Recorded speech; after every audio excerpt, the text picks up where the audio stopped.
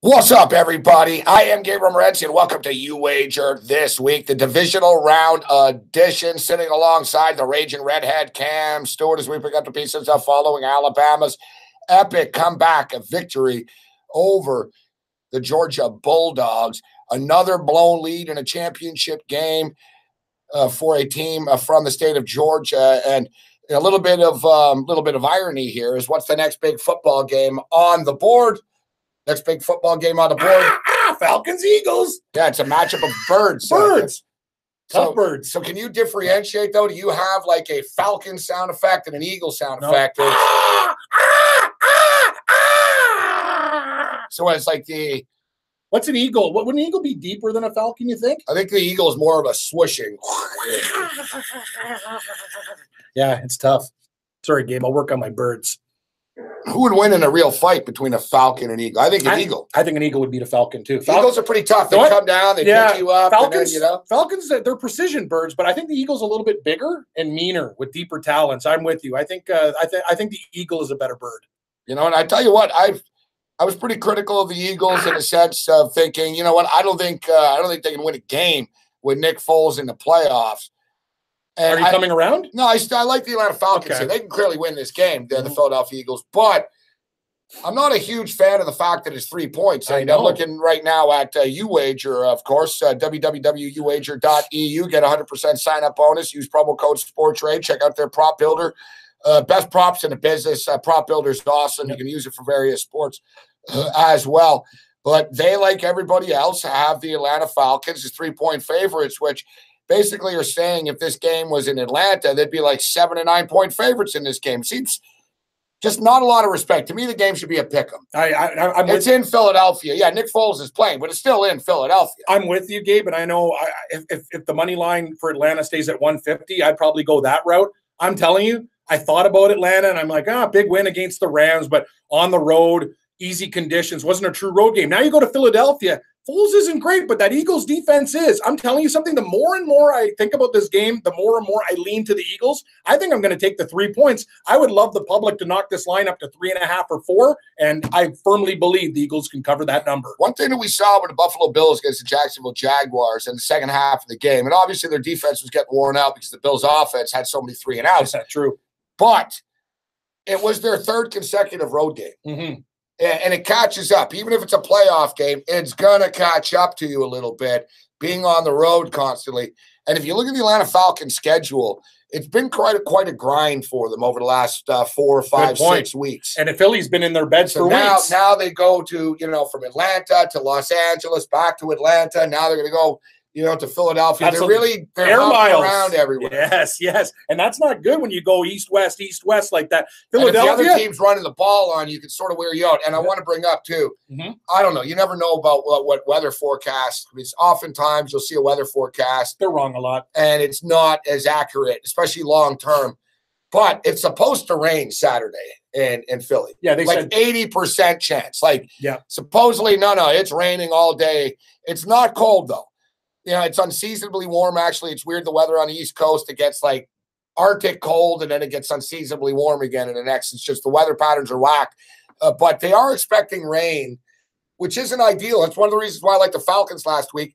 They are a dome team. They're not a great, cold weather team. The Eagles, actually, if it's raining, Gabe, what about LeGarrette Blount, like a big pounding back, real ugly game? I think that really plays to the Eagles' strengths. The thing is, the Falcons can run the ball. They can.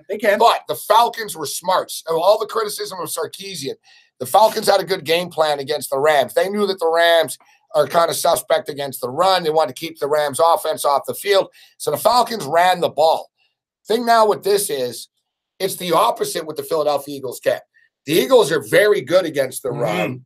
But their secondary, their secondary can be beat. Their secondary's not terrible, but they have a lot of guys that take chances. They play a lot of one-on-one because they blitz so much with Jim Schwartz.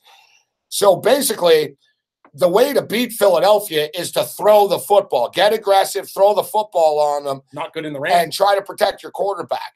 You're going to be in the rain right now. Slippery. If you actually look at this, it's sort of a lot of advantages are playing into Philadelphia's hands here, in my opinion, Ken. I agree with you 100%, Gabe. And I know you like lean Falcons. The more I think about it, Eagles. I'm taking the points. I think the public thinks, wow, 4 underdogs covered last week. Where are the favorites? Well, I don't know if the favorites are going to come out till later on. Give me Philadelphia Eagle. I would love this line to go up too, because I think a lot of people are going to hammer the Falcons. Actually, lean Philly, Gabe. The over-under is 41, and I got to tell you, it's pretty low.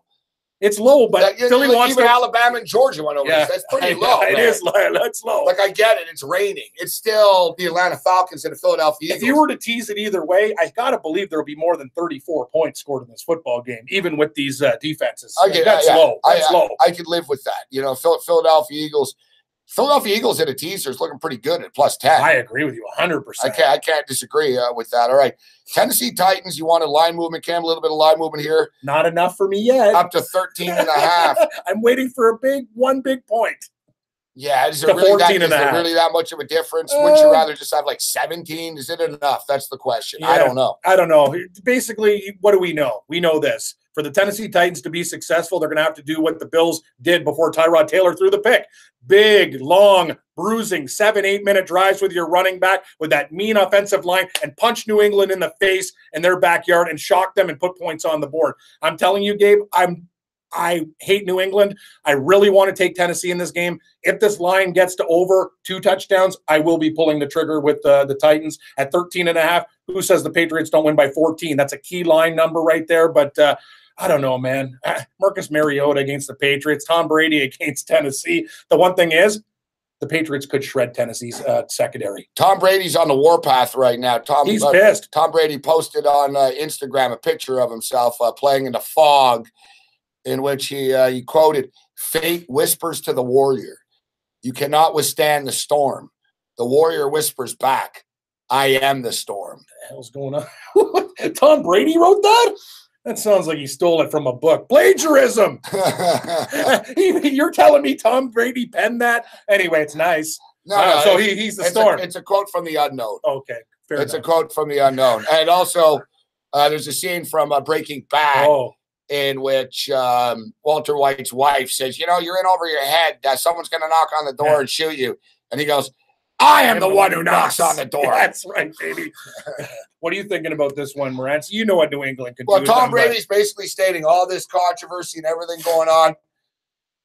I'm upset. Exactly. Shut the hell up. So is that enough for you? I don't know. I would like nothing better to see than Tom Brady get knocked on his ass and the Tennessee Titans run the ball down their throats. It would be amazing. But Matt Patricia looking all confused. What's going on over here?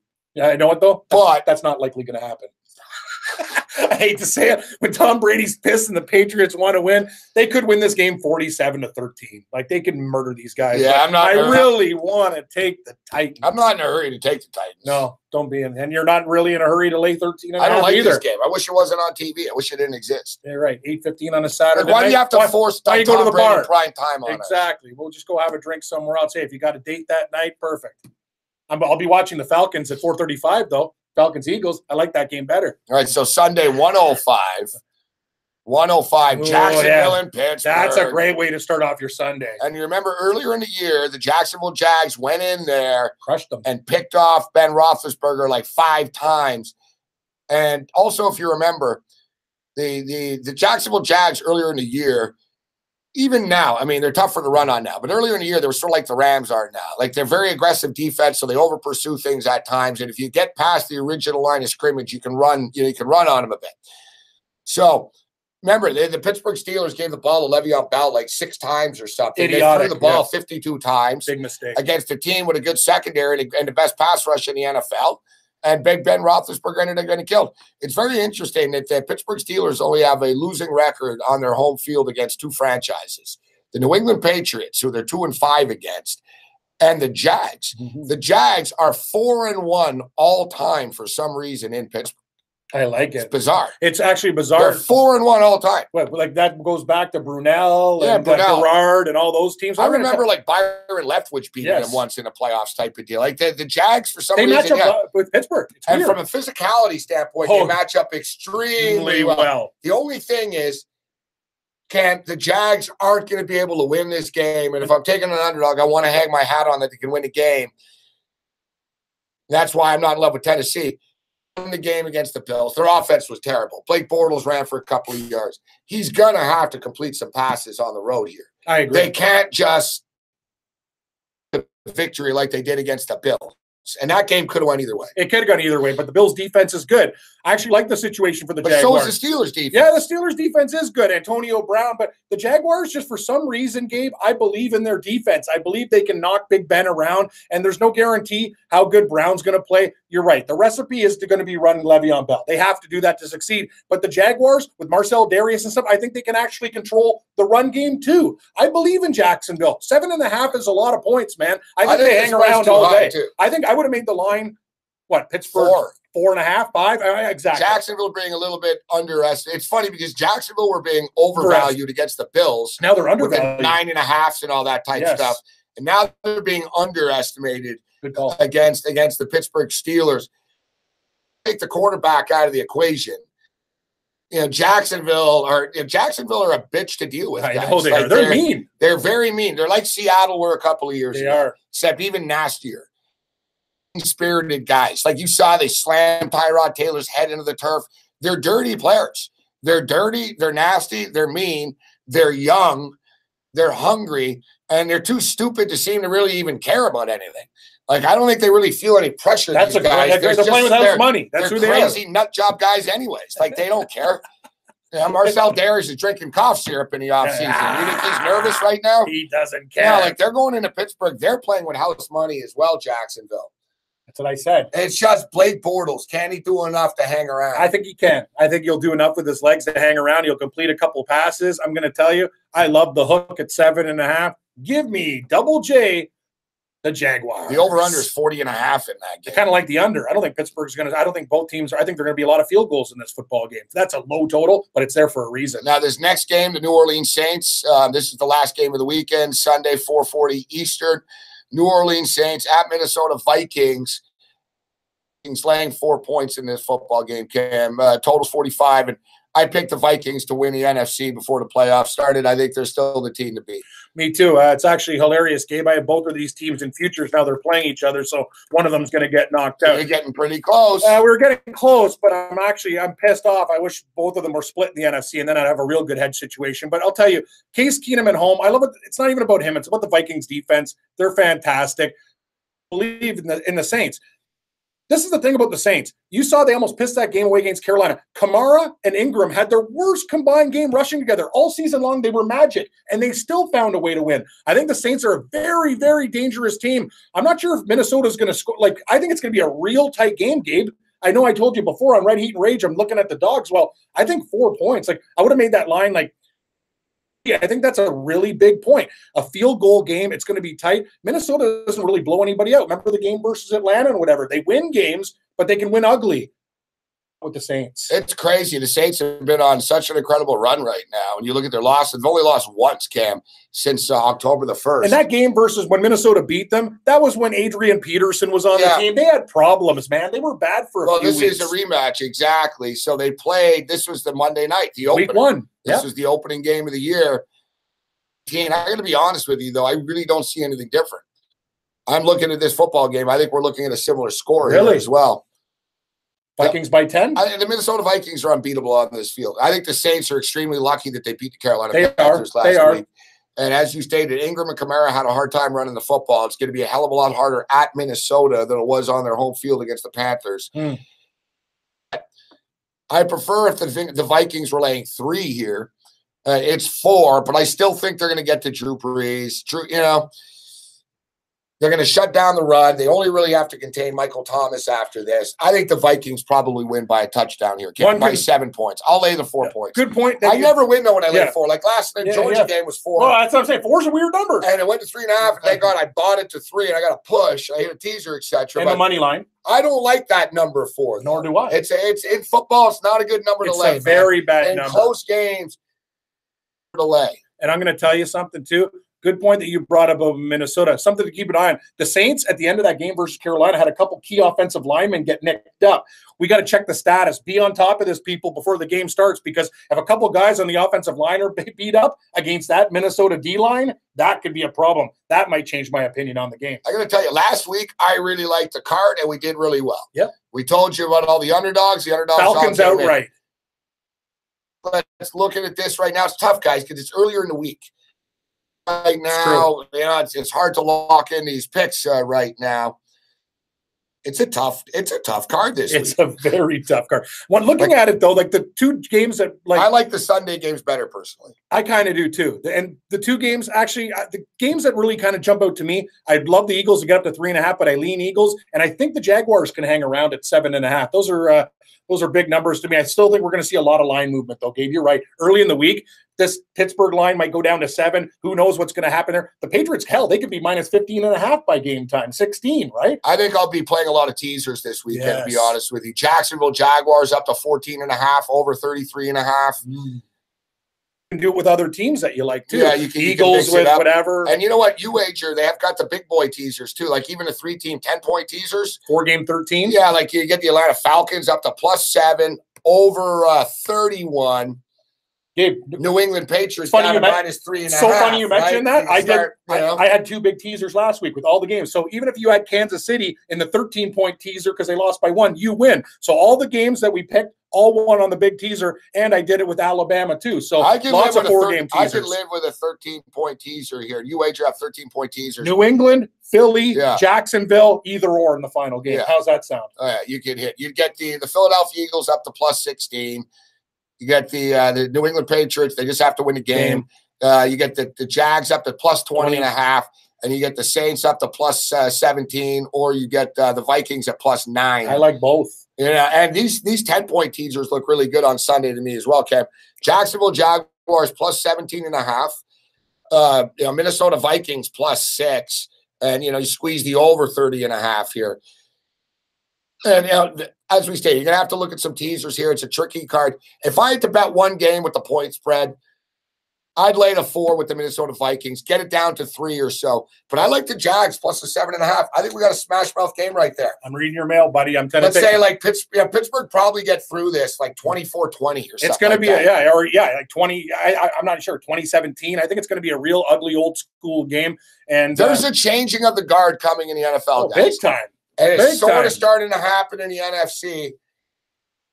Quite here yet. I think we have one last year of Pittsburgh and New England, and this is the last time. And then we can new teams. Next year, maybe a Jacksonville or someone finally breaks through. That would be amazing. Because I'm so done of dealing with New England. Buffalo, maybe Buffalo, buddy. No, maybe Buffalo. No. Tonawanda, no, not Buffalo. Sorry, pal. No, if you get Alex Smith, maybe. Yeah, we should get Alex. That's what I'm talking about. Hey, man, I think it would be a great move for the city of Buffalo and the Bills. Alex Smith, not his fault the Chiefs lost. They dropped a lot of balls. Yeah, teasers, guys, teasers this week. That's where we're going to have to approach this. All right, before we get out of here, let's just do a quick NFL quick future update right now. Updated Super Bowl odds over at UWager. Right now, the New England Patriots are plus 160. Minnesota Vikings plus 350. I think that's pretty good value right now. The Jags at 20-1 is very intriguing. Like if you got brass ones and you think they could beat Pittsburgh, I know they probably can't beat New England, but that's a recipe for disaster. Tom Brady against that defense. It's one of those things. Hey, if you really like long shots, the Jags might be your team. That's a lot of value. I think the Vikings aren't bad at plus 350 because they're playing it. They're going to play at home. They're playing this game at home. If the Falcons beat them, beat the Eagles, then boom, the Vikings would host the Falcons. By Falcons. They would beat the Falcons, and then they're hosting the Super Bowl. And get this, an advanced line check, guys, is Minnesota Vikings -1 against the New England Patriots in the Super Bowl. Ooh, that'd be a perfect hedge opportunity then. I got the Vikings. Good for you for the hedge, but I'm saying if you like the Vikings, it's not going to get any better. Don't think, if they make it, they'll be 4-point underdogs at home. That won't happen. No, they're at home, and they're a damn good team. Like I said, advanced line odds makers have made the Vikings favorites against everybody in the Super Bowl, including 1-point favorites. That's why if you look at who's going to win the Super Bowl, the AFC, the NFC is now favored. Exactly. And I've been telling people all year that the NFC is the side. Better teams, deeper teams. I'm sticking with the Minnesota Vikings. I say it's going to be the Minnesota Vikings and the Pittsburgh Steelers in the Super Bowl. That would be great. And then I can put a little money on Pittsburgh, even though I don't want to, Gabe. Check out UWager, guys. Get 100% sign-up bonus. Promo code SportsRage. Best props in the business. It's a great sports book. They're very good people. You can bet on Bitcoin and all that crypto stuff and MoneyGrams and whatever. They've got a lot of good payout options and deposit options. Loyalty points, 5% juice on Fridays. Great teasers for the degenerates, 14-point teasers, 13-point teasers, 10-point teasers, millions. All that and the other stuff. Other than that, hey, you're on your own. May the winners be yours, guys. For Cam Stewart, I'm Gabriel Morency. We'll see you next week on You Wager This Week. May the winners be yours.